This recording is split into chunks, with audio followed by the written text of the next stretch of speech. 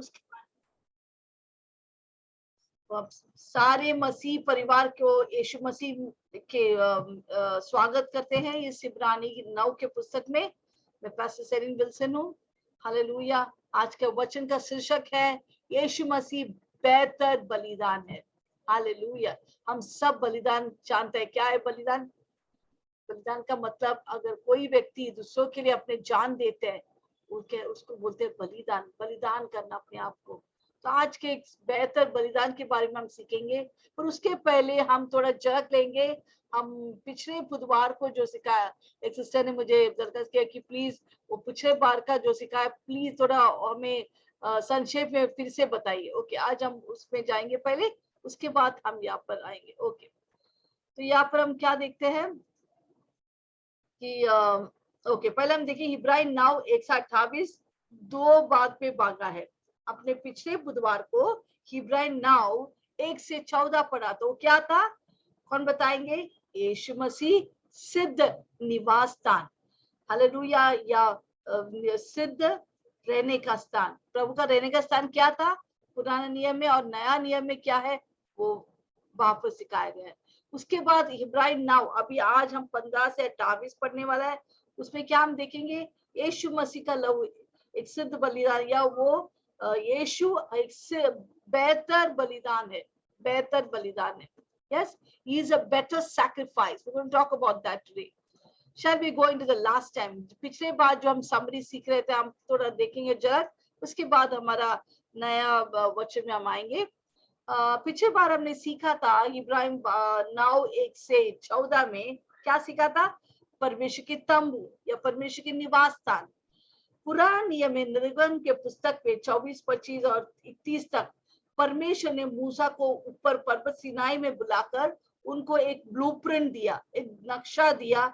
मुझे मेरे लोग के बीच में रहना है, तो मेरे लिए एक तंबू बना दे, एक निवास स्थान बना बोल के परमेश्वर ने मूसा को ऊपर बुलाया, और परमेश्वर ने मूसा को स्वर्ग का झलक दिखाया। स्वर्ग में ऐसे ही तंबू स्वर्ग में था, ये सिर्फ एक मॉडल था। वहां पर हकीकत में सही या जीवित तंबू स्वर्ग में था। तो बोला थोड़ा भी मिस्टेक मत कर, गलती मत कर, जैसे मैं तुझे दिखा रहा हूँ वैसे तू कर। और उसने अपने लोगों को, जो लोग कलाकार थे, एक था बेलसियल और दूसरे एक और व्यक्ति को बिठाकर उसको बताया कैसा होना चाहिए।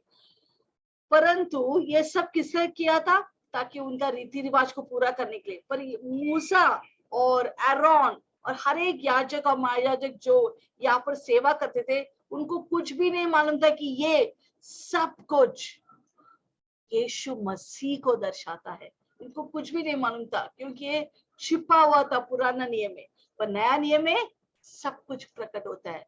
हमारा पूरा बाइबल एक ही व्यक्ति का जिक्र करते हैं, उसका नाम है यीशु मसीह। इस धरती में एक ही व्यक्ति है जो आपको चंगा कर सकते हैं, जो आपसे आपके पाप से मुक्त कर सकते हैं, जो आपको छुटकारा दे सकते हैं, जो आपको दौलत दे सकते हैं। उसका नाम है यीशु मसीह।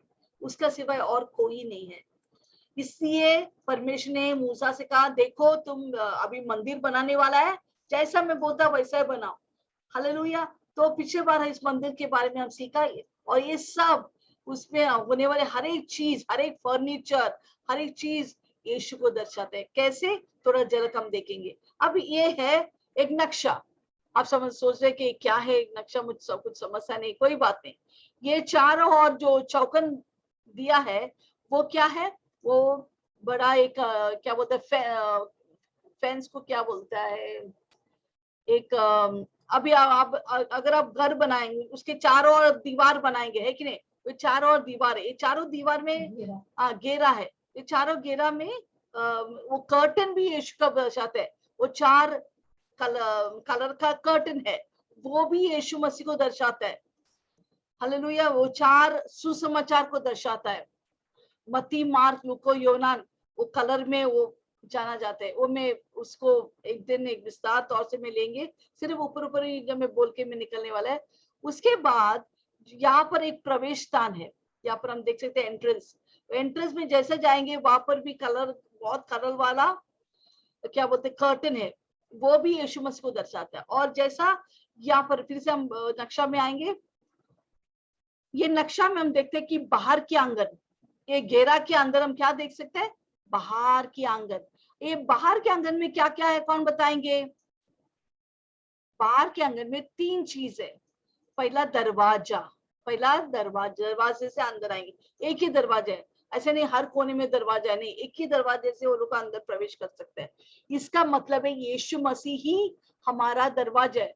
हम किसी और के द्वारा, किसी और के द्वारा स्वर्ग नहीं जा सकता।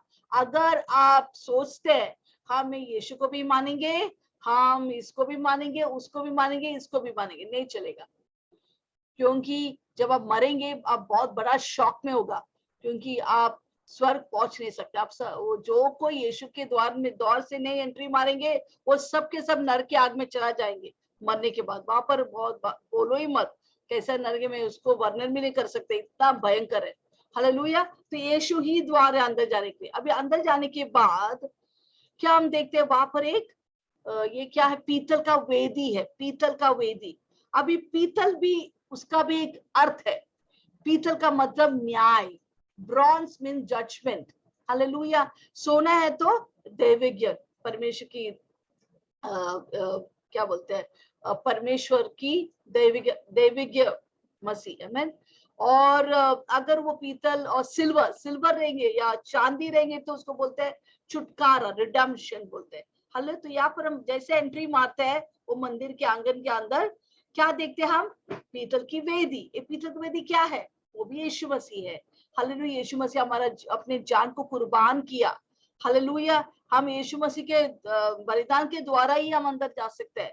जब तक हम यीशु को ग्रहण नहीं करते हैं, क्योंकि हम सब पापी मनुष्य, जितने लोग इस धरती पर, हम सब पाप किया है। क्यों पाप किया? क्योंकि हमारा पहला आदम और हवा, माता पिता ने पाप किया। वो लोग जो गिरा, हम सब एक जेरोक्स कॉपी के तरह हमारे ऊपर, सबके ऊपर, बच्चे बच्चे के ऊपर पाप का छाप आ गया। हालेलुया। हम सब पापी थे जन्म से। हालेलुया। हम सब क्या नरक के योग्य थे, दंड के योग्य थे, मौत के योग्य थे। परंतु एक व्यक्ति आया स्वर्ग छोड़कर, यहाँ पर उसका नाम है यीशु मसीह। हमारे पाप को अपने ऊपर लिया। पहला यीशु मसीह नहीं था पुराने नियम, तो वो लोग क्या करते थे, जानवर, उनको चाहिए कि निर्दोष शिकार का बलि करना। Innocent victim has to come, आमीन। इससे वो इनमें निर्दोष कौन है, प्राणी पशु, वो लोग निर्दोष है, तो उनका बलि करता था। हालेलुया। उसके बाद यीशु जब आया, वो भी निर्दोष था। निर्दोष का मतलब उसके अंदर कोई भी पाप नहीं था। हम बलिदान करने से कुछ फायदा नहीं, क्योंकि हमारे अंदर पाप है। पर यीशु मसीह निर्दोष है, उसके अंदर कोई भी पाप नहीं था। तो वो ऐसा निर्दोष प्राणी कौन है, वो बैल बकरी को लेकर, मेमना को लेकर वो बलिदान करते थे। किसके लिए? सारे इज़राइल मानव जाति के पाप के लिए। ये वेदी के बाद तो आगे ये क्या, इससे हम वेदी क्या दर्शाता है, यीशु मसीह का बलिदान हमारे पाप के लिए, से हम उसके बलिदान के द्वारा अंदर प्रवेश कर सकते हैं। उसका जब जब अंदर जाएंगे, ये पानी का होदी है। ये पानी का होदी क्या दर्शाता है कि यीशु का लहू और प्रभु का वचन की पानी से हमें प्रभु धोता है। या जब हम यीशु में आता है, हमको पहला बपतिस्मा लेना अनिवार्य है, ताकि हम बपतिस्मा द्वारा अंदर प्रवेश कर सकता है। ये पानी वो दर्शाता है, या यीशु का लहू और प्रभु का वचन के पानी से हमें हर दिन अपने आप को धोना है। और एक बार हमको बपतिस्मा लेके हमें यीशु के साथ एक होना है। ये हो गया बाहर के आंगन। तो बाहर के आंगन में क्या चीज है, 3 चीज। दरवाजा जो यीशु मसीह है, पीतल की वेदी जो यीशु मसीह का कुर्बानी दर्शाता है, फिर पानी का होदी जो दर्शाते हैं प्रभु का वचन, यीशु का लहू के द्वारा हम शुद्ध और पवित्र होता है। फिर हम अंदर जाते हैं पवित्र स्थान। अभी ये पवित्र स्थान में सिर्फ याजक जा सकते हैं, आम जनते लोग नहीं जा सकते। आम जनते लोग बाहर ही करेंगे और याजक अंदर जाएंगे। याजक अंदर जाएंगे तो अंदर में क्या देखते हैं, 3 फर्नीचर, 3 चीजें। वो है सोने के दीवट। अभी देखो बाहर क्या था, पीतल, अंदर जब जाते तो सोना।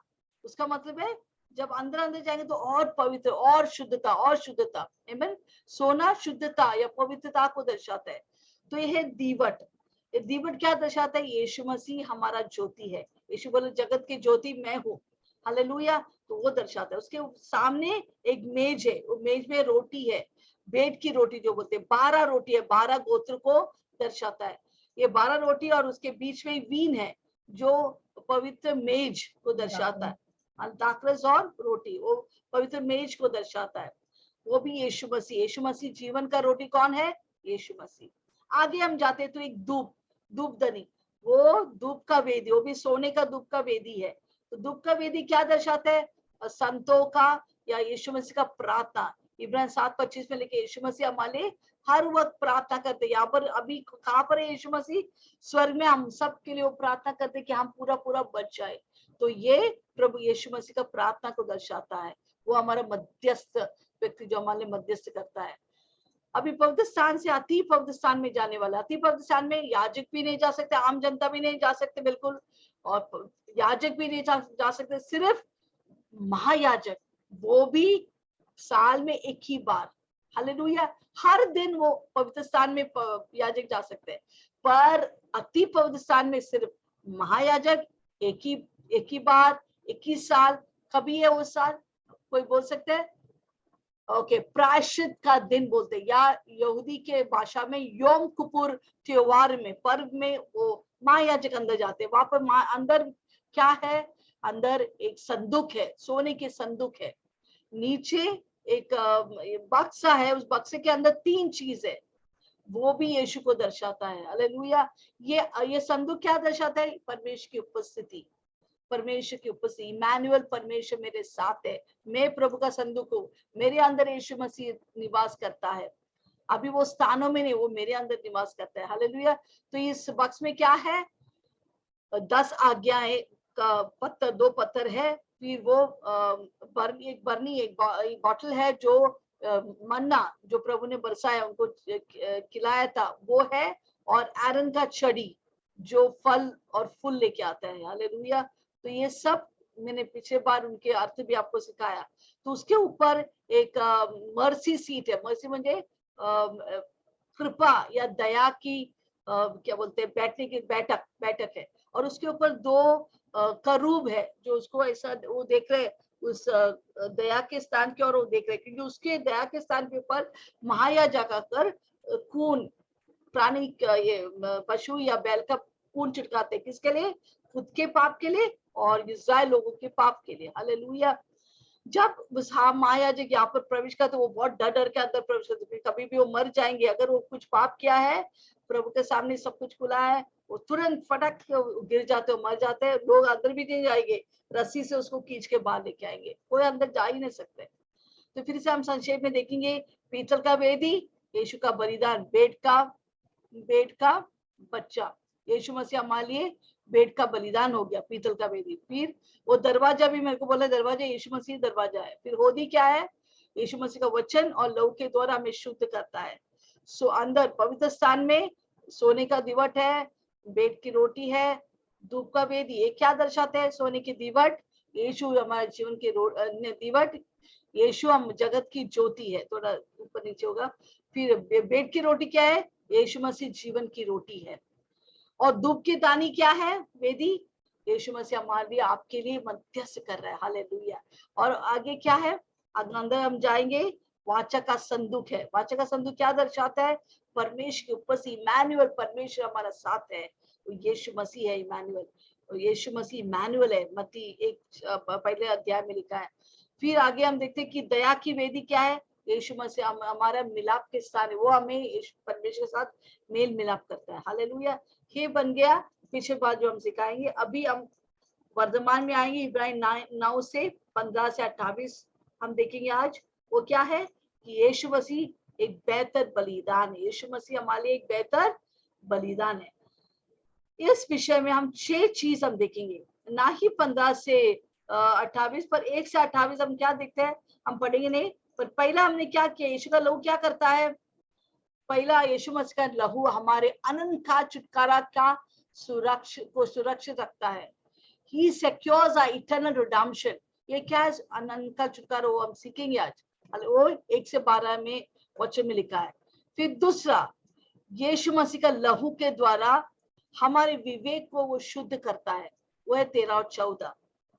फिर हम आगे 14 वाक्य में पढ़ा कि परमेश्वर का लहू हमको सेवा करने के लिए पर्याप्त करता है। हालेलुया। बिना कोई दोष ना होते हुए हम प्रभु का सेवा कर सकते हैं। इस सबको मैं विस्तार तौर से आपको बताएंगे, बने रहो। हालेलुया। चौथा 15 से 17 जो अभी हम सीखने वाले हैं, वो क्या है? हमें यीशु मसीह हम क्या है? वो अनंतकालिक विरासत का हम प्राप्त करता है, हम उसको प्राप्त कर सकते हैं, हम ग्रहण करने वाला योग्य है, क्योंकि हम परमेश्वर का बेटा और बेटी है। से उसका जो भी इच्छा है, विल है, या उसका जो भी उसका विरासत चीज है हमको मिला है, हम उसका आशीष का वारिश है। फिर हम देखते हैं 18 से 26 कि कैसा हमारे पाप का, यीशु का लहू ही हमारा पाप का क्षमा कर सकता है और कुछ भी नहीं। फिर आखिर हम इसी चीज सीखेंगे 27 28 कि हमारा विकल्प बन गया। विकल्प बन गया हमारा बदली के स्थान, जहाँ पर हम देना था, प्रभु हमारे लिए मर गया और इससे हमारे ऊपर कोई भी न्याय नहीं है। ओके, अभी एक एक चीज हम पढ़ेंगे। ओके, हम पढ़ेंगे पहला यीशु मसीह का लहू पहला क्या किया, कौन बताएंगे? हमारे लिए अनंतकालिक छुटकारा दिया, अनंतकालिक छुटकारा। हालेलुया। बने रहो, मैं पूछने वाले अंत में प्रश्न को। ओके, तो पहला चीज क्या है? यीशु मसीह का लहू हमें अनंतकालिक छुटकारा और सुरक्षित रखता है। हमारा अनंतकालिक छुटकारा क्या है? अनंतकालिक छुटकारा हालेलुया सीखेंगे। हालेलुया। पहले हम सब किसके गुलाम थे? पाप और शैतान के गुलाम थे। शैतान हमको नचवाते थे एक कठपुतली की तरह, एक कठपुतली की तरह हमें नचाते थे, नचाते थे। हालेलुया। आपको मालूम रहेगा पहले पहले जमाने में क्या होते थे? गुलाम का व्यापार होते थे। गुलाम का व्यापार क्या है? गुलाम का व्यापार, वो लोग बच्चे लोग को, बड़े लोग को गांवों से निकाल कर वो लोग क्या करते थे? उसको लेकर किधर आते थे? गुलाम के व्यापार को उधर आकर उनको बेचते थे, और एक एक के घर में जाके वो लोग जिंदगी भर उधर जाके रहना पड़ता है, हाले उनका गुलाम बनकर। हालेलुया। बहुत उनको सताते थे, मारते थे, वो लोग गुलाम जैसे थे, बहुत सताते थे। एक बार ऐसा हुआ, अब्राहम लिंकन, कितने लोग अब्राहम लिंकन मालूम है? ये व्यक्ति, हाँ, ये यूएसए का प्रेसिडेंट है। बहुत ही दयालु और बहुत ही अच्छा व्यक्ति। हालेलुया। उसको बहुत ही बेहद गुस्सा आते थे, घृणा आते थे ये व्यापार से। ये कैसे व्यापार चल सकते हैं? हम लोग सब मनुष्य, हम सब आजाद है, गुलामी कैसा हो गया? उसको बहुत गुस्सा आते थे। एक बार वो गुलामी के व्यापार में जाते हैं और देखते हैं उधर क्या हो रहा है, कुछ नीलाम हो रहा है। एक छोटा सा लड़की, अमेन, काली सी लड़की उधर बैठा है, खड़ा होकर ऐसे देख रहा है, वो रो रहा है क्योंकि उसका नीलाम हो रहा है। उसको बोल रहे हैं कौन इसको खरीदेंगे? तो 1000। तो एक मोटा सा आदमी बोलता हाँ 1002, 1003। बोलते कोई और है? तो कोई भी नहीं है। वो एक एक रखा डॉलर्स में वो बोल रहा था। फिर अब्राहम बोलेगा हाँ मैं, वो उसके ऊपर बोलने लगा, ये आदमी इसके ऊपर बोलने लगा। पर अंत में इतना बड़ा रकम हो गया कि अब्राहम लिंकन बोलते मैं इसके ऊपर, मैं इतना देने के लिए तैयार है। तो ये मोटा आदमी बोला नहीं, मेरे पास पैसा नहीं है, तुम ले लो। अब्राहम लिंकन के पास वो लड़की को दे देते। तो बोला, लड़की बोला जो भी तुम बोलेगे मैं पूरा काम करेंगे। तो अब्राहम लिंकन बोला बेटी, मैं तुझे खरीदा इसलिए नहीं कि तू मेरे घर में आके काम करे, पर इसलिए तू आजाद है, चाहो तुम आजाद हो। Hallelujah, praise the Lord. वो बच्चा इतना डरा हो, तो पर प्रभु ने उसको आजाद किया एक नया जिंदगी के लिए, एक नया दौर। हालेलुया, कितना खुशी रहेंगे वो बेटी के दिल में। हालेलुया। उसी तरह हम सब गुलाम थे। किसके गुलाम थे? हम सब शैतान के गुलाम थे। शैतान हमको नचवा रहा था, हमको सता रहा था। बीमारी, गरीबी, श्राप, घर में कोई शांति नहीं, लड़ाई झगड़ा, घर में, परिवार में, हम सब गुलाम थे। हम सब भटक गए थे, हम सब नर की ओर जा रहा था, और सब अपने सर नीचे करके हम लोग जा रहे थे। हम सब गुलाम थे। कैसा गुलाम बन गया? क्योंकि हमारा पहला दाद बाबा ने उन लोग ने पाप किया। आदम और आबा, उन्होंने जब पाप किया, पूरा मानव जाति पाप में फंस गए। हम सब पाप में फंस गए। हम किसके गुलाम, अपने आप को हम किसके ऊपर बेच डाला? हम शैतान के हाथ में बेच डाला था। और परमेश्वर के हृदय में तरस आया हमारे लिए। उसने क्या किया? अपने स्वर को छोड़कर एक मनुष्य का अवतार लेकर बोला इनको छोड़ दे, और उससे हमारे लिए बलिदान हुआ, हमारे लहू बहाया, और हमको अनंतकालिक छुटकारा दिया। Praise the Lord. ताकि हम अभी से शैतान का गुलामी नहीं, वो गरीबी नहीं, वो श्राप में नहीं, वो पाप में नहीं, वो रोग में नहीं, पर पूरा आजादी पाकर एक नया जिंदगी जीने के लिए। हालेलुया। कितने हम जानते हैं, कितने लोग वैश्या को लेकर आते हैं गांव-गांव से, उन लोग को भटका कर लेके आते हैं बॉम्बे में और वैश्य के स्थान में जाके बेच डालते हैं। पर बहुत सारी संस्थाएं हैं, एनजीओस है, जो क्या करते हैं, इन लोग के घर में इनको जाकर उनको पैसा देकर वापस खरीद लेते हैं। हालेलुया। बहुत से रकम देके इन लोग को वापस करते हैं, ताकि नया जिंदगी, एक पवित्र और नया जिंदगी शुरू करने के लिए। कितना बड़ा बात है। हालेलुया। परमेश्वर, वैसे हम सब पाप के गुलाम थे, हम सब श्राप में थे। हालेलुया। पर प्रभु हमें ये सारी चीज से छुटकारा दिया। तो पहले चीज, हम यीशु का लहू क्या करता है, आज हम देखते हैं यीशु मसीह का बेहतर बलिदान, यीशु मसीह का बेहतर बलिदान के बारे में सीख रहे हैं। तो पहला चीज, प्रभु के बलिदान के द्वारा जो रक्त बहाया, वो क्या किया, हम सबको अनंत काल छुटकारा दिया। वाह, मैं तो बहुत खुश हूँ। आइए जोरदार ताली बजेंगे यीशु मसीह के लिए। अब्राहम लिंकन की तरह वो हमें गुलामी से लेकर आजाद किया। हालेलुया। फिर से गुलाम नहीं बना, आजाद किया। इसे प्रभु का वचन रोमाले 8 में लिखा है, तुम फिर से गुलामी की आत्मा डर के लिए नहीं है, परंतु तुम्हें अब ये लेखा पालकन की आत्मा है, जो आपके अंदर से अब्बा पिता बुलाते हैं। अभी ना ही परमेश्वर हमारे लिए पैसा खर्च किया कि हमारे छुटकारे के लिए, पर ये लेखपालकपन के लिए भी वो पैसा दिया। पैसा मुझे अपना लहू दिया, ताकि हमें यीशु मसीह ने अपना परिवार में अपना लिया। हम भी, हमारे एक स्वर्गीय पिता है, यीशु मसीह हमारा भाई, हमारा सहवारिश है। जो कुछ यीशु का हमारा है। हालेलुया। कितना बड़ा बात है, हम यीशु का परिवार में आ गए हैं। तो पहला चीज, यीशु का बेहतर बलिदान से, उसका लहू बहने से हम अनंतकालिक छुटकारा दिया। अब शैतान हमें सता नहीं सकते, शैतान हमें गुलाम नहीं बना सकते, शैतान हमें खींच के मरने के बाद नरक में लेके नहीं जा सकते। जो हमने यीशु को ग्रहण किया है, हमको अनंतकालिक छुटकारा मिला है। वो पाप हमें सता नहीं सकते, वो श्राप हमें सता नहीं सकते, वो रोग हमें सता नहीं सकते, वो मृत्यु का डर हमें सता नहीं सकते, कि यीशु ने हमें आजाद किया, अनंतकालिक छुटकारा दिया है। Hallelujah, hallelujah. दूसरा, यीशु मसीह का लहू, यीशु मसीह का लहू जो क्रूस पे बहाया, वो हमें क्या देता है, वो हमें या जैसा मैंने बोला, ये यीशु ने हमारे लिए लहू बहाया, और वो हमें कोलोसियन 1:13 में लिखा है, प्रभु ने, यीशु ने हमें शैतान के राज्य से, अंधकार के राज्य से निकाल कर प्रभु के राज्य में। हाँ, पढ़ेंगे वो कोलोसियन 1:13, पढ़िए।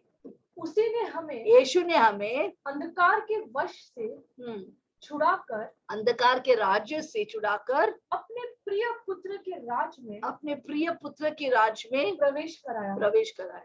उसका मतलब है कितना राज्य है, ऐसे दिखा, दो उंगली लाया है, उंगली दिखाइए, दो, यस, दो राज्य है। दो, इस दुनिया में, पूरा दुनिया में दो राज्य हावी है। एक है यीशु मसीह का राज्य, दूसरा है शैतान का राज्य। शैतान का राज्य क्या करते हैं, हमें फंसाते, हमें रुलाता है, हमें धोखा देते, हमें बहुत सताते।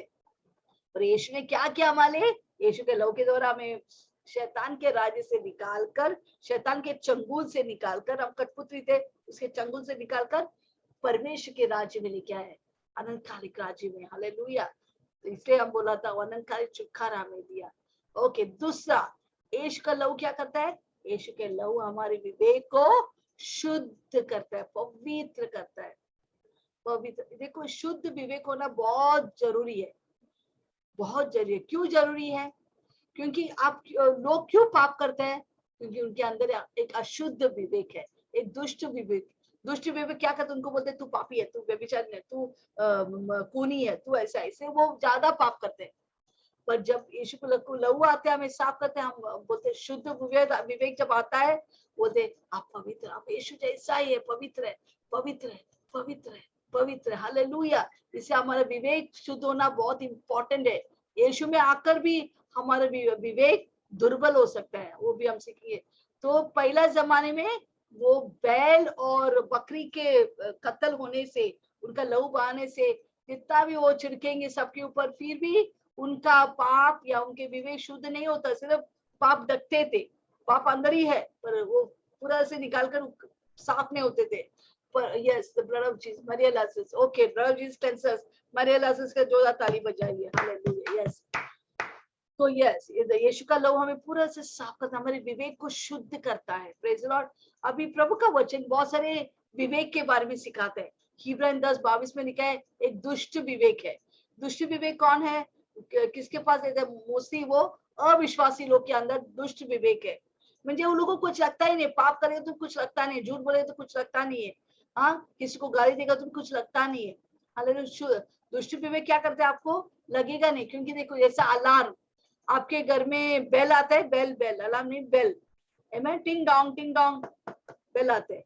अगर आप सुनेगा नहीं, वो बजाते रहेंगे बजाते, एक दिन वो क्या होएगा? वो बेल बजना बंद करेगा। वैसे प्रभु हमें बोलते हैं मत कर, गाली मत दे, ये मत कर, पर अपन नहीं सुनेगा तो क्या होगा? परमेश्वर बात नहीं करेंगे, फिर हम उस पाप में ही सड़ेंगे और नरक जाएंगे। तो वो दुष्ट विवेक किसका है? मोस्टली वो अविश्वासी लोग का है। अविश्वासी लोग को दुष्ट विवेक है, उनको कुछ लगता ही नहीं। आमीन। वो लोग पाप करे तो कुछ लगता ही नहीं, गाली दे तो चोरी करे, कुछ भी करे, उनको कुछ लगता ही नहीं है।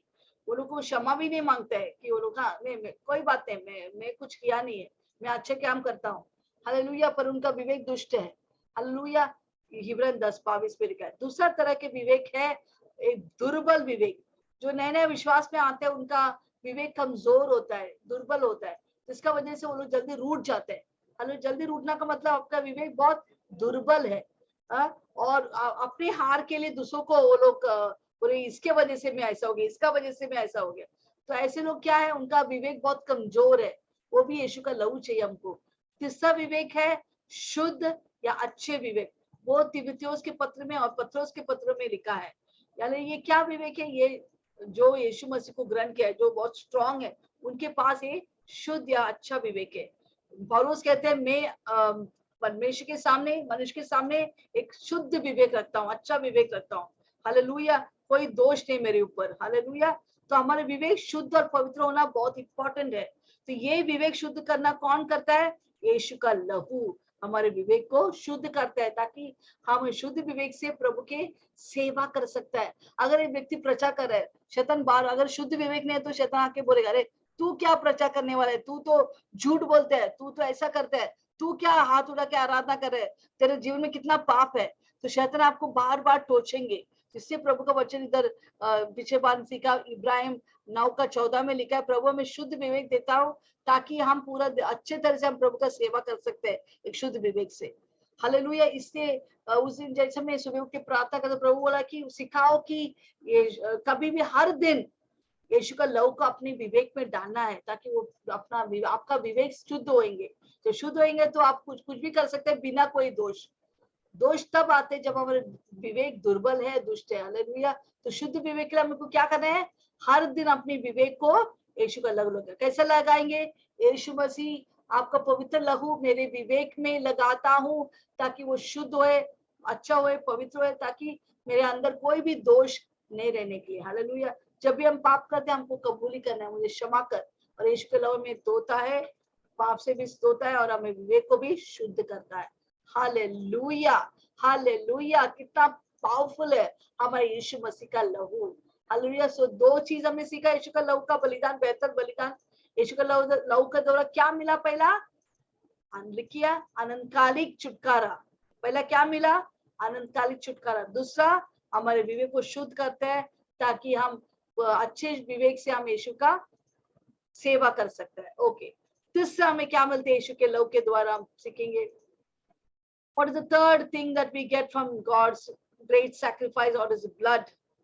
तीसरा हमें मिलता है, हम पढ़ेंगे 16 से 18, नहीं 15 से 18। पिछले बार हम 14 तक देखा था, अभी हम 15 से 18 पढ़ेंगे। ओके। 15 to 18।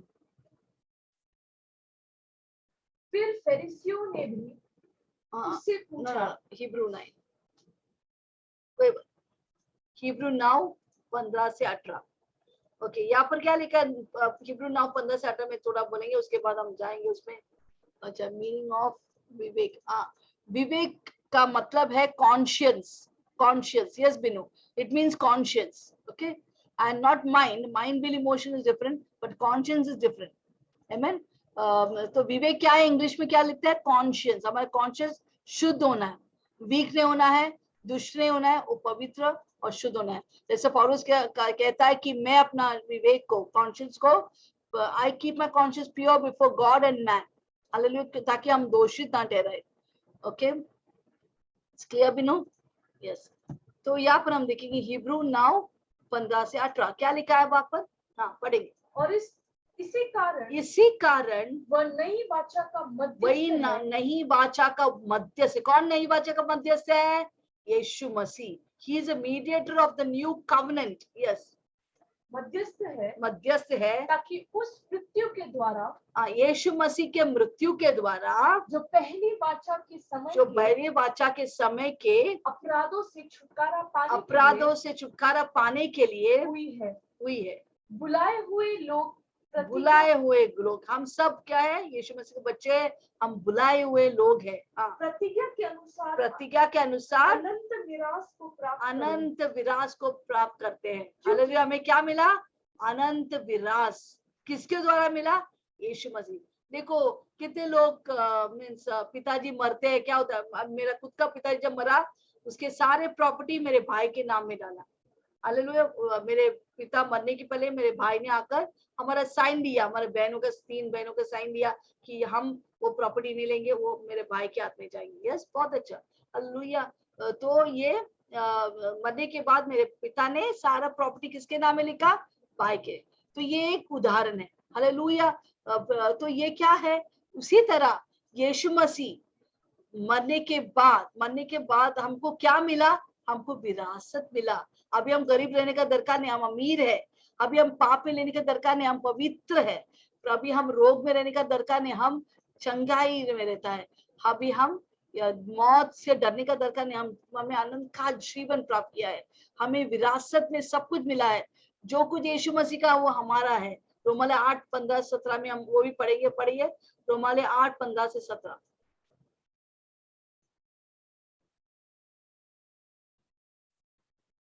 रोमाले 8:15 से 17।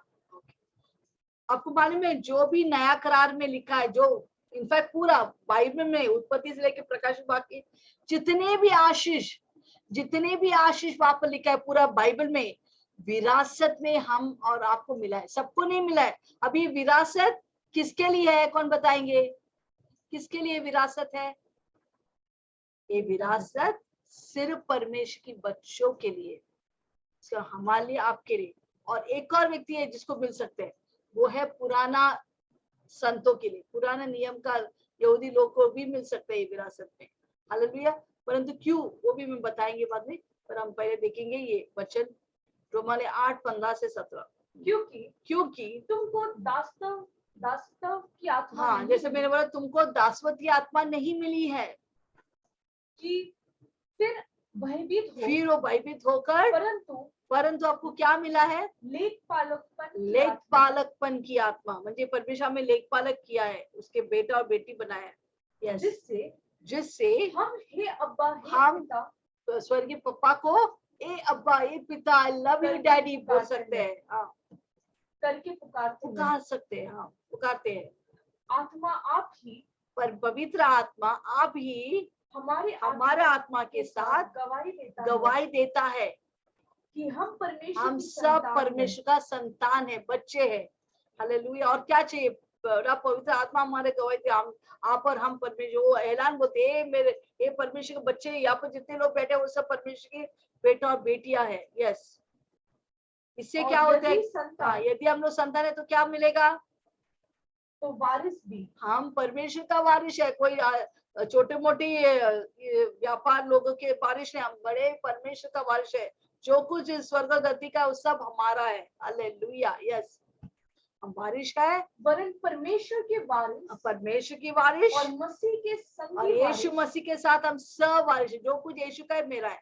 यीशु में एक ही पर्स लेके घूमते हैं। हमारे दोनों का पैसा एक ही है, हमारे दोनों का आशीष एक ही है, बरकत एक ही है। हालेलुया। यस, जबकि हम उसके साथ दुख उठाए, अगर दुख उठाया है कि उसके साथ महिमा भी एक बार हम उसके साथ महिमा भी पाएंगे यीशु के साथ। यस, आमेन। तो यहाँ पर हम देखते हैं कि कौन इस विरासत का हकदार है?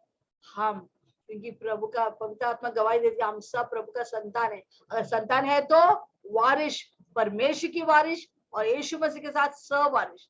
तो जो, जैसे मैंने बोला, उत्पत्ति से लेके प्रकाशित वाक्य जितने भी प्रतिज्ञा है वो सब क्या है? वो सब यीशु मसीह और आमीन है। वो सब हमारे लिए, आपके लिए, आपको आप पूछ सकते हैं, आप ले सकते हैं। पिता आपने अपने वचन को ऐसा, वचन में ऐसा लिखा मुझे चाहिए, ऐसा बच्चा बोलता है पापा आपने बोला मुझे आइसक्रीम देगा, अभी मुझे आइसक्रीम दो, आपके वचन के अनुसार दो। हम हक से मांग सकते हैं और प्रभु बोलते हाँ, वो बहुत खुशी से हमको देने के लिए इंतजार करते। कभी हम पूछेंगे उसके वचन के मुताबिक और वो देंगे। हालेलुया। प्रभु कितना महान है, प्रेज द लॉर्ड। वो महान है, वो हमारे वायदा को पूरा करते। तो हम सब विरासत, हम सब वारिश है। Hallelujah, praise the Lord. कितना बड़ा बात है, हम कुछ छोटा मोटा चीज का वारिश नहीं, हम बड़ा स्वर्ग और धरती का वारिश है। Praise the Lord. और ये वारिश बनने के लिए ये बहुत ही अनिवार्य है। जो वारिश लिखा है, जो विरासत लिखा है, उसको मरना ही है। हालेलुया।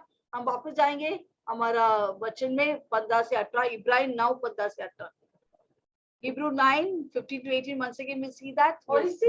इसी कारण वो नई वाचा का मध्यस्थ है।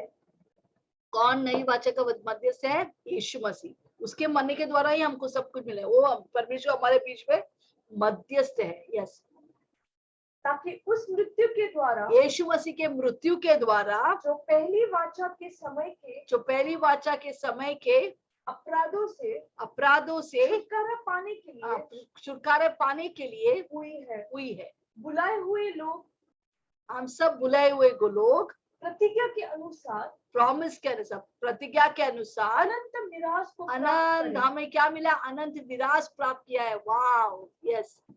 और आगे,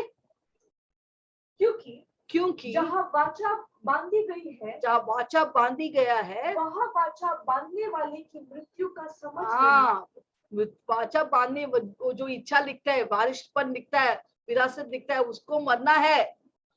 अगर कोई बेटा आके बोलेगा पापा तुम मरने के पहले मेरा सब दे दो, ऐसा नहीं चलता है। जब वो उड़ाव पुत्र अपने पिता को जाके पूछा मेरा सब, मेरा जो भाग है मुझे दो, उसका मतलब वो बोल रहा है मेरे लिए तू मर गया।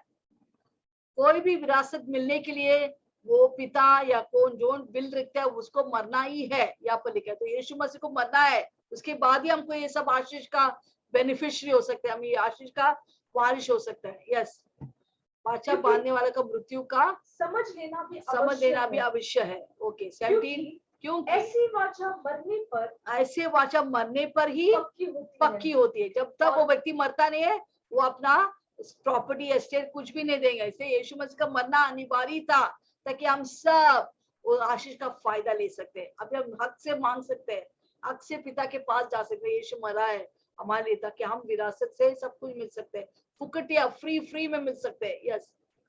और जब तक वाचा बांधने वाला जीवित है, अगर यीशु जीवित रहेंगे तो तब तक वाचा काम ही नहीं होता। फिर हमको काम, अगर मैथ्यू, मार्क, लूकोस, यूहन्ना में 3-4 आखिरी पुस्तक के अध्याय नहीं रहते थे, यीशु कभी मरते नहीं थे। सब पुस्तक में, मत्ती में 28 पुस्तक अध्याय है, अगर खाली 21 तक लिखा हुआ है और शेष भाग नहीं लिखा है, यीशु मरा ही नहीं, फिर हम सब ऐसे ही बैठ सकते, क्योंकि हमको कुछ मिला ही नहीं।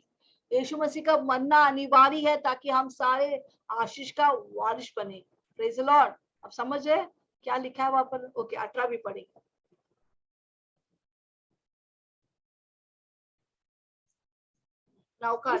इसलिए पहले वाचा भी बिना लहू की नहीं बंधी गई। म्हणजे पहला वाचा क्या है? मूसा के समय का वाचा में भी लहू बहाना बहुत अनिवार्य था। ओके, अभी हम आएंगे तो चार चीज हमने क्या सीखा, 4 सीख कौन बताएंगे? पहले क्या है? हम अनंतकालीन छुटकारा पाए यीशु के लहू या यीशु का बलिदान के द्वारा। दूसरा क्या है, कौन बताएंगे? यस, यीशु मसीह। दूसरा और तीसरा दोनों साथ में है। दूसरा तीसरा, यीशु मसीह के लहू के द्वारा हमारा विवेक शुद्ध होता है, हमारा कॉन्शियस क्लियर होता है। दूसरा, हमें पूरा हक से प्रभु का सेवा कर सकते हैं, वो है इब्राहिम 9 का 14। हालेलुया। ओके, चौथा क्या है? यीशु मसीह के लहू या बलिदान के द्वारा, यीशु मसीह का मरने के द्वारा हम सब क्या बन गया? हम सब प्रभु के विरास के प्राप्तकर्ता बन गया। We became beneficiaries of God's property, God's blessing. Hallelujah. तो नवा करार का मतलब क्या है?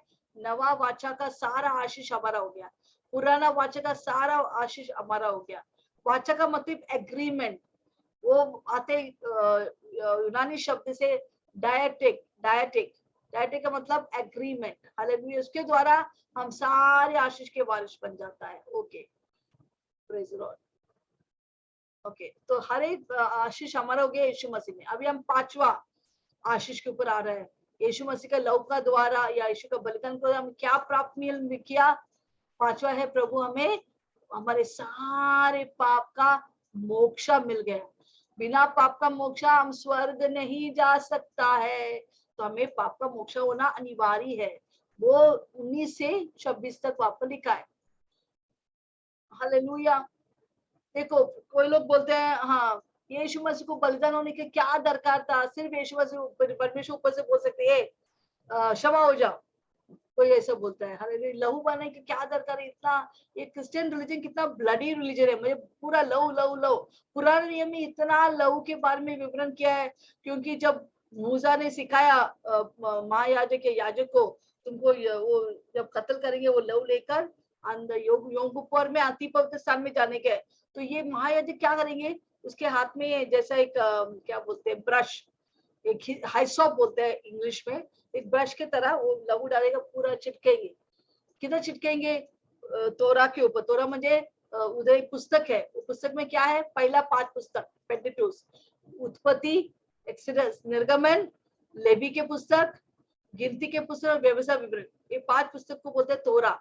वो तोरा के ऊपर लहू लगाएंगे, या फिर वो बस सारे फर्नीचर के ऊपर लहू लगाएंगे, वेदी के ऊपर, पीतल के ये सोने की दीवट के ऊपर वो लहू लगाएंगे, और रोटी, बेड की रोटी के ऊपर लहू लगाएंगे, और धूपदानी के ऊपर लहू लगाएंगे। संदूक के ऊपर तो लगाना ही है, लहू लगाना है, उधर दया का स्थान है। सब जगह देखो ऐसा वो निकाल कर वो सब जगह लहू छिटकाते थे, खुद के ऊपर भी छिटकाते थे। हालेलुया, सब के ऊपर लिनन का कपड़े, मलमल के कपड़े ऊपर, टेंट के ऊपर है जो हमने पिछले बार सीखा था, उसके ऊपर भी लहू लगाएंगे। सब जगह लहू लहू लहू लहू। मीन कोई सफेद वस्त्र में आएंगे, पूरा लहू लहू का छिटकता। इतना यीशु मसीह बोला लहू बहुत इंपॉर्टेंट है। वही लहू यीशु मसीह भी बहाना पड़ा। क्यों? क्योंकि प्रभु का प्रिंसिपल है, प्रभु के वचन के अनुसार जो आत्मा पाप करते है वो मौत पाएगा। उसका दंड क्या है? मौत। हम हल्का फुल्का से लेते रहे, हमने पाप किया, हमारे ये कमी कटी है, कमियां है, हम इतना हल्का फुल्का ले, ऐसा नहीं है। प्रभु के लिए पाप पाप है। अगर कोई पाप करेगा उसको मरना है। प्रभु का वचन रोमानी 6:23 में लिखा है, the wages of sin is death. पाप का वेतन मृत्यु है, जो पाप करेंगे वो मरना है। हालेलुया। परंतु प्रभु का करुणा है कि प्रभु ने हमारा स्थान लेकर मरा हमारे लिए। हालेलुया। जैसे प्राणी का लहू सबके ऊपर छिड़कना था, तो यीशु का लहू भी बहुत इंपॉर्टेंट था। Hallelujah, praise the Lord. क्योंकि उसके लहू हमारे लिए क्या किया? एक ही बात। ये पुराना याजक हर दिन ये लहू चिपकाना पड़ते थे, हर दिन उनको बलि करना था। हालेलुया। वो थोड़ी देर के था, फिर से लोग पाप करते थे, फिर से वो करना था, तो उसको बार बार करना था। पर ये हमारे यीशु मसीह एक ही बार वो जाकर क्रूस पर अपनी जान दिया, लहू बहाया, पूरा लहू का कतरा बहाया हमारे लिए। तो हमारा जो यीशु ने लहू बहाया, हमारा पूरा पाप धुल गया। तो पहले पाप, अभी का पाप, आने वाला पाप, सब पाप धुल जाते हैं। परंतु हमको क्या करना है? ऐसे नहीं कि हमारा पाप धुल गया हम पाप करेंगे, नहीं। जब भी हम पाप करते हैं, पाप नहीं करना है, पर अगर पाप करेंगे तो प्रभु यीशु मसीह हमारा एडवोकेट है। 1 यूहन्ना 2:1 में लिखा है। वो बोलते हैं कि जब तू पाप करते तो अंगीकार कर। जब भी, इसलिए जब सुबह और रात को हम लोग हर दिन अंगीकार करते, प्रभु जाने जाने में हमसे कुछ भी पाप को हमें क्षमा कर, आपके पवित्र लहू से हमें धो के शुद्ध कर। अगर वो पाप अंगीकार नहीं करेंगे, प्रभु याद रखेंगे। हालेलुया। जब आप देखो, जब आप न्याय के स्थान में खड़ा रहेंगे, हमने जो लोग है यस, इवन हम जब न्याय के स्थान में खड़ा रहेंगे, हालांकि हमारा न्याय अलग है, तो क्या होगा? हमारा पूरा पिक्चर जन्म से लेकर अंत तक पिक्चर जैसा, हमारा मूवी जैसा उधर हम देखेंगे। यीशु सब लोग देखेगा हमारा पिक्चर, एक का पिक्चर।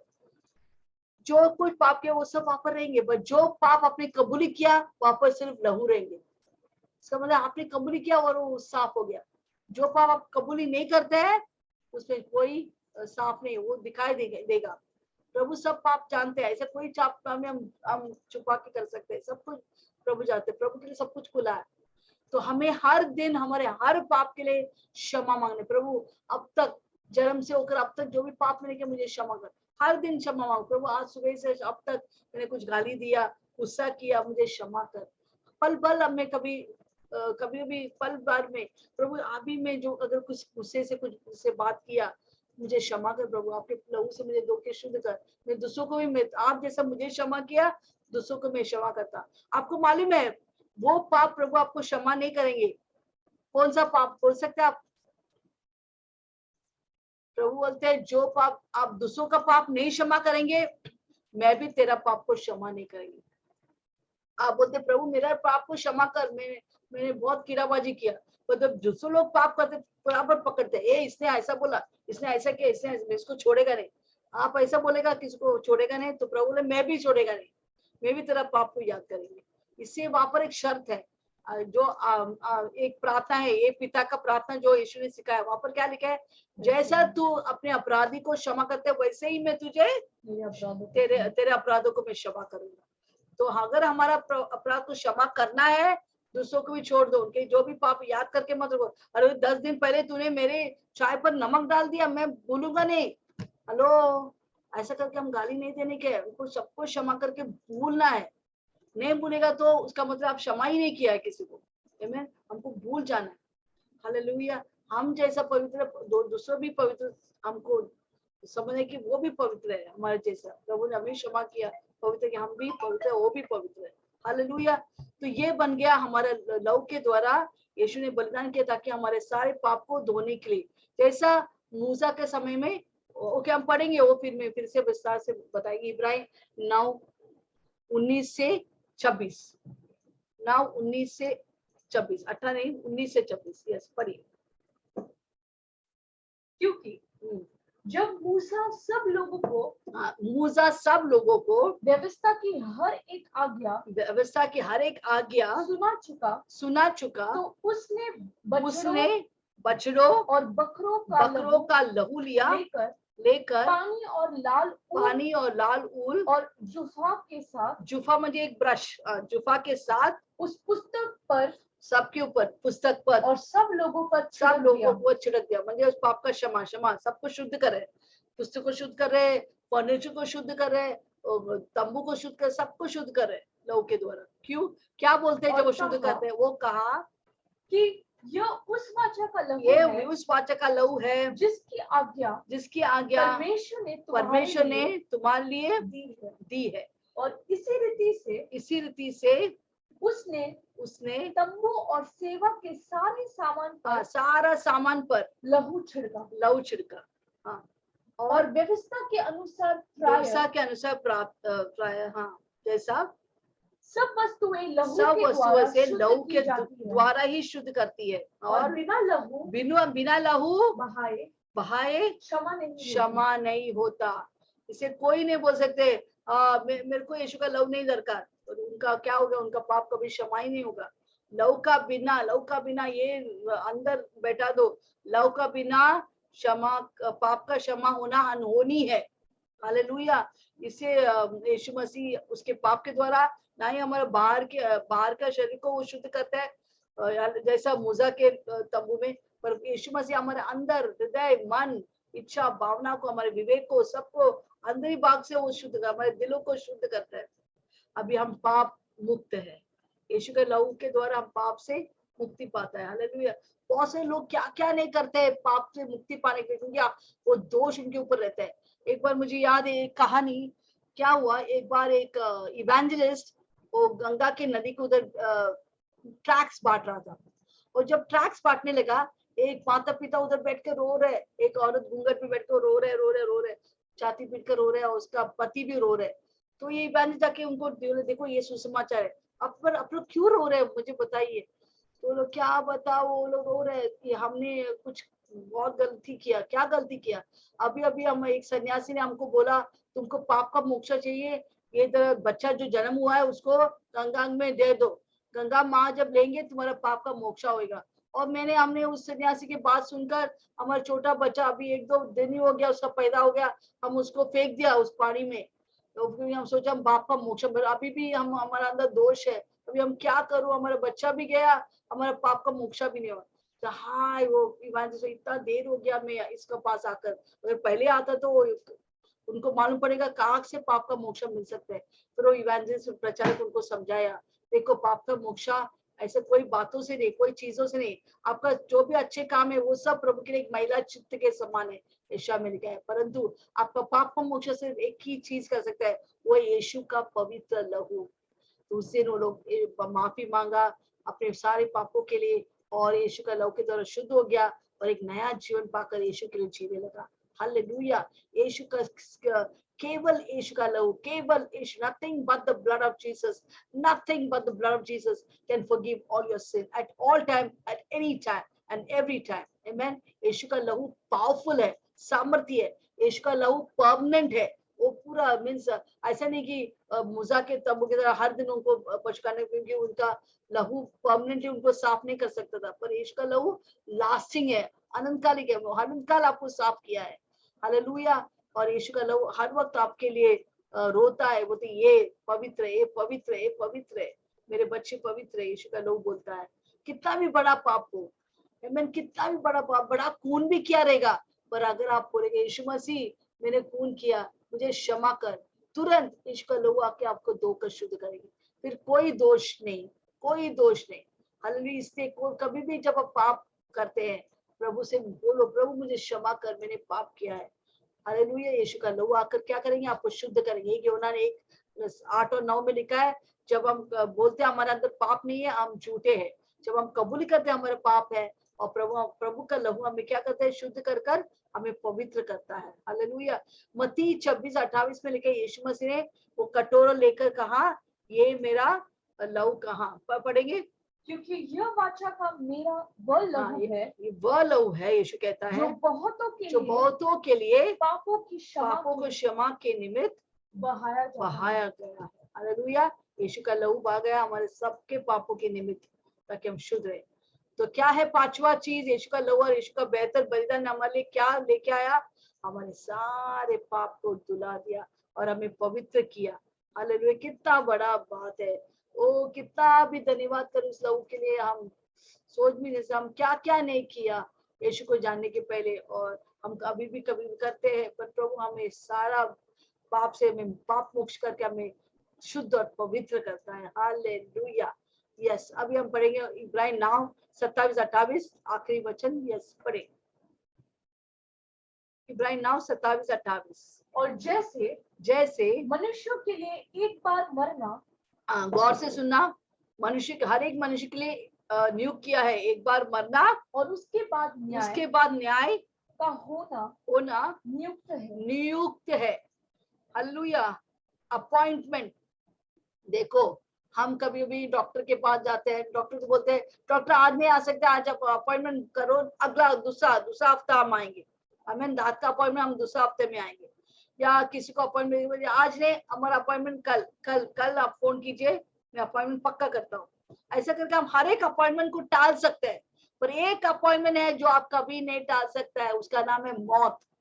जब मौत आएगा बोले अरे आज नहीं अपॉइंटमेंट, कल में मरेंगे, नहीं, जब टाइम आते तो मरना है। मतलब मुझे मालूम है हम यहाँ पर जितने लोग बैठे हम मरेंगे नहीं, हम सिर्फ यीशु मसीह जब आएंगे हम उड़ जाएंगे। हालेलुया। कितने लोग उड़ेंगे, जरा हाथ उठाइए, प्रेज द लॉर्ड, आमेन। परंतु जितने मनुष्य यहाँ पर धरती पर है उसको मरना ही है, ऐसा नियुक्त किया है। कोई बोल नहीं सकते नहीं मैं नहीं मरूंगा। हाले कोई है टीवी में आके बोलते मैं मर ही नहीं सकते, मैं जिंदा, ऐसा जिंदा रहेंगे। Hallelujah, praise the Lord. कोई लोग 2 बार मरते हैं, जैसे लाजरस या याईर की बेटी तबीता, डोरकास, बहुत सारे लोग नवा करार में वो लोग जब मरे तो मरने के बाद यीशु मसीह ने या पत्थरों से उनको जी उठाया, यूथिकोस, परंतु बाद में लाजरस बाद में मरना पड़ा। हालेलुया। तो वो लोग 2 बार मरा। कोई लोग मीन्स जो लोग नहीं मरा कौन है, वो एनोक और एलाइजा मरा ही नहीं, वो लोग यूं ही लेके गया, प्रेज द लॉर्ड। पर ऐसा लिखा है कि रेवलेशन में 2 गवाही जब आएंगे वो लोग, ये दोनों रहेंगे, वो कभी ना मरना पड़े। तो हर एक व्यक्ति जो इस धरती में पैदा हुआ उनको मरना ही है, मरने से ही वही आउटलेट से हम बाहर जा सकते हैं, मरना या यीशु मसीह के साथ उड़ना। हालेलुया। विल फ्लाई अवे और डाई अवे। तो ये हर व्यक्ति जो यहाँ पर है उसको मरना है। उसके बाद क्या है? उसके बाद न्याय है। हेलो, देखो जितने लोग यीशु मसीह को ग्रहण किया उनके लिए न्याय नहीं है। यीशु मसीह ऑलरेडी उनके न्याय ले, हमारा सबका न्याय यीशु लिया क्रूस पर, उसको उसके ऊपर हमारा न्याय किया, हमारा सब्स्टिट्यूट है, हमारा बदली में वो है। जैसे सोचो बराबस, आमीन। एक बार यीशु मसीह को जब अपराधी ठहराते, एक बराबस है, देखो इधर एक आदमी इधर पिलातुस के इस तरह खड़ा है बराबस, ये बड़ा खूनी है, बहुत कतरा वाला कतरू आदमी है, कतरू। और जब पिलातुस देखा कि यीशु मसीह निर्दोष है, बोले मैं यीशु में कुछ पाप दिखते नहीं, ये कितना निर्दोष व्यक्ति है, ये महायाजक ये लोग क्या बोल रहे हैं, ये पापी है, उसमें कुछ पाप दिखते नहीं है। तो ये पिलातुस यीशु को बचाने तो चाहता था, तो उसने क्या बोला, महायाजक सबको बोला, अरे देखो इधर बराबस है ये जो खूनी है, और इधर यीशु मसीह है, किसको मैं छुड़ा दूं, किसको चाहिए? तो उन्होंने बोला हमको बराबस छुड़ा दो और यीशु को दंड दे दो, इसको क्रूस पे चढ़ा दो। पर मैं तो निर्दोष है, मैं कुछ पाप नहीं दिखते इसके ऊपर, क्यों चाहते हैं? बराबस तो इतना बड़ा खूनी है, नहीं हमको बराबस चाहिए, तुम यीशु मसीह को क्रूस में चढ़ा दो। उन लोग सब चिल्लाने लगा, और महायाजक सबको भड़काया, सारे भीड़ को सब चिल्लाने लगे, यीशु को क्रूस में चढ़ा दो। और बराबस देख रहे हैं, क्या हो गया, ये लोग मूर्ख है क्या? मैंने कितने लोग का खून किया है, मेरे को वो लोग बचाने चाहते, ये आदमी कितना निर्दोष है, कुछ किया ही नहीं है, बाप रे ये कैसा लोग है। वो भी सोचा रहेगा ये लोग को क्या हो गया, मेरा जैसा कठोर आदमी को मैं छुड़ा दिया। पर वो सचमुच उस दिन वो जाने के टाइम वो बहुत, जब घर में जाके सोया तो बहुत धन्यवाद करेगा, यीशु मुझे मालूम है आप कौन है, पर आपने मेरा बदली लिया। मैं तो आज मैं फांसी में चढ़ते थे, मैं क्रूस में वो लोग टंगा कर मेरे हाथों पाँव में किला मारते थे, पर आपने मेरा स्थान लिया, धन्यवाद, वो बच गए। हम भी उस बराबस की तरह बहुत सारे कीड़ाबाजी किया, बहुत सारे पाप किया, पर यीशु मसीह ने हमारा स्थान लिया, हमारा स्थान में बदली में लेकर हमको छुड़ा दिया, ताकि हमको बनना नहीं है, हमको परमेश्वर से न्याय के दिन में हमको करने का दरकार ही नहीं है। आपको मालूम है एक न्याय होने वाले सारे लोग उस न्याय में आने वाले, उसको बोलते हैं श्वेत सिंहासन के न्याय, व्हाइट थ्रोन जजमेंट। हर एक व्यक्ति जो पैदा हुआ, वो मोहम्मद होने दो, वो क्या बोलते हैं दिलीप होने दो या एंटनी होने दो, क्रिश्चियन होने, ईसाई होने, यूरोप लंदन के होने दो, अफ्रीका होने दो, भारत के होने दो, कोई भी होने दो, यूक्रेन का होने दो या रशिया का, पुतिन होने दो, कोई भी होने दो, सबको ये परमेश्वर के सामने एक दिन खड़ा रहना पड़ेगा। क्यों खड़ा रहना पड़ेगा? क्योंकि वो लोग ने यीशु को इनकार किया, तिरस्कार किया, वो लोग खड़ा, और यीशु का लहू उनके पास ढकने के लिए नहीं है। हालेलुया। वो लोग खड़ा रहेंगे और सारे पुस्तकें खुल जाएंगे, और सबके पाप सबके सामने एक में बोला जैसे पिक्चर के जैसा, उनके बचपन से लेके अब तक जो कुछ किराबाजी के सब आएंगे। पर यीशु बोलेगा इतना बड़ा बड़ा पाप तूने किया है, तुझे कोई पाप का मोक्ष नहीं, क्योंकि तूने मेरा बेटा को अपनाया नहीं। जाओ उस आग के झील में, और उनको सबको फेंका जाएगा आग के झील में, जहां पर अनंत काल तक रोते होंगे, छाती पीटते हुए, मीन्स अरे हमने क्या किया, कितना मौका मिला, कितने लोग हमको बोला यीशु में आओ, कलीसिया में आओ, पर हमने टाल दिया। कभी में यीशु में आकर भी हम वापस गया, लोगों की बात सुनकर तुम क्रिश्चियन हो गया, ये हो गया, वापस गया। अभी हम पछता रहे, ये आग कौन बचाएंगे, कितना भी चिल्लाओ, अपना गला फाड़ देंगे, फिर भी कोई बचाने वाला नहीं है। उधर ही चिल्ला के पूरा जिंदगी भर चिल्लाना है। हालेलुया। क्योंकि जो आने वाला दुनिया वो और हकीकत है, यहाँ से ये तो थोड़ा देर के लिए, पर मरने के बाद जो आने वाला दुनिया है, चाहे वो स्वर्ग हो नरक हो, बहुत ही बड़ा हकीकत है। उधर बहुत साल रहना है, इधर सिर्फ 60 120 साल, अनंत काल तक इधर स्वर्ग या नरक में जीना है। तो हमको सोच समझ के इधर जीने का है, जो जिएंगे अच्छे से, प्रेम से, आनंद से, शांति से रहना है, और खास तौर यीशु को ग्रहण करके, यीशु के लहू से हमें हमारे पाप धुलकर हमको जीना है, यीशु के लिए जीना है। Praise the Lord, praise the Lord. तो ये और 28 में क्या लिखा है, यीशु मसीह हमारे लिए आया, 9 का 28 लास्ट वाक्य, वैसे ही मसीह भी बहुतों के पाप को, वैसे पहला बार कैसे क्यों आया, हमारे सबके पाप उठाकर हमको बचाने को, उद्धारकर्ता के रूप में आया। हाँ उठा लेने के लिए एक बार बलिदान हुआ और जो लोग उसकी बाट जोतते हैं। अभी क्यों आ रहे हैं? तो बहुत हम सब लोग बाट जोत रहे, यीशु आएगा, यीशु आएगा, आने वाला है। हाँ, उनके उद्धार के लिए दूसरी बार बिना पाप के दिखाई देगा। यीशु मसीह रैप्चर में फिर से आएंगे हमको लेके जाने के लिए।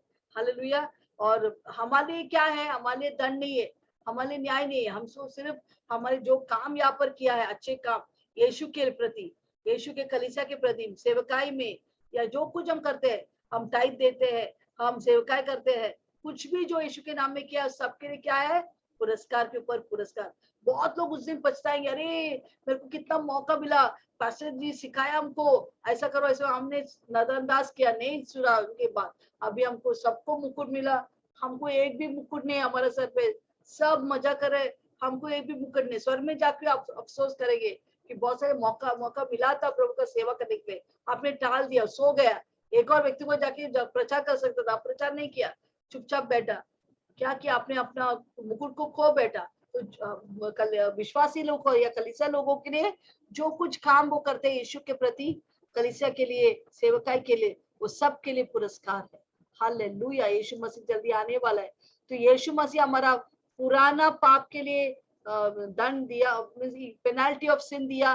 हालेलुया। हमें दंड से बचाने के लिए, अभी वो हमें पाप से बचाने के लिए हमें हर वक्त हमारा साथ है। आने वाले दिन हमें पाप की उपस्थिति से हमको निकाल देंगे और अनंत काल उसके साथ देंगे, और हम हमेशा हमेशा के लिए यीशु के लहू और बेहतर बलिदान के हम पवित्र पवित्र पवित्र रहेंगे यीशु के लिए। जोरदार ताली बजेंगे यीशु मसीह के लिए। तो अब सबको आशीष करें इस वचन के द्वारा।